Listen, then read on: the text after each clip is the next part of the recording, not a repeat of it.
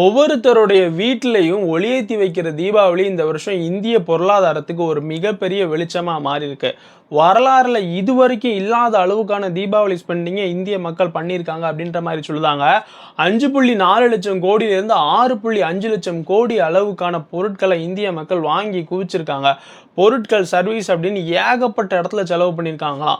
அதுலேயும் குறிப்பாக 87% பொருட்கள் வந்துட்டு இந்தியாவில் தயாரிக்கப்பட்டதா அப்படின்றத செக் பண்ணி தான் வாங்கியிருக்காங்க அப்படின்ற மாதிரியும் சொல்லுதாங்க.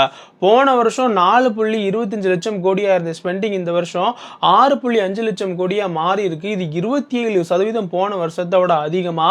அதையும் தாண்டி ஜிஎஸ்டியை கம்மி பண்ணது, இந்த மாதிரியான நிறைய விஷயங்கள் மக்களினுடைய இந்த ஸ்பெண்டிங் கெப்பாசிட்டியை அதிகரிச்சிருக்கு அப்படின்ற மாதிரி பொருளாதார வல்லுநர்கள் சொல்லுதாங்க. அமெரிக்காவுக்கு இந்தியா ஏற்றுமதி பண்றது 7 லட்சம் கோடி வருஷத்துக்கு. அப்படி இருக்கும்போது வெளிநாட்டு ஏற்றுமதிக்கு தடைகள் வந்ததுனால தான் ஜிஎஸ்டியை கம்மி பண்ணாங்க. அதன் விளைவா இப்போ 6.5 லட்சம் கோடி அளவுக்கான ஸ்பெண்டிங் தீபாவளிக்கு மட்டுமே நடந்திருக்கு. இது அமெரிக்காவுக்கு ஏற்றுமதி பண்றதுல 91% அப்படின்ற மாதிரி சொல்லுதாங்க. இந்தியாவினுடைய பொருளாதாரத்துக்கு இந்த தீபாவளி ஸ்பெண்டிங் ஒரு மிகப்பெரிய பூஸ்டா இருக்கும் அப்படின்ற மாதிரியும் பொருளாதார வல்லுநர்களால் சொல்லப்படுது.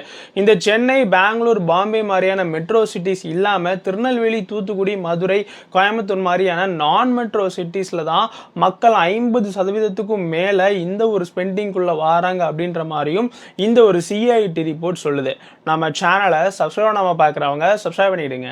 ஓஹோ! அப்படியா? ஆமாடே.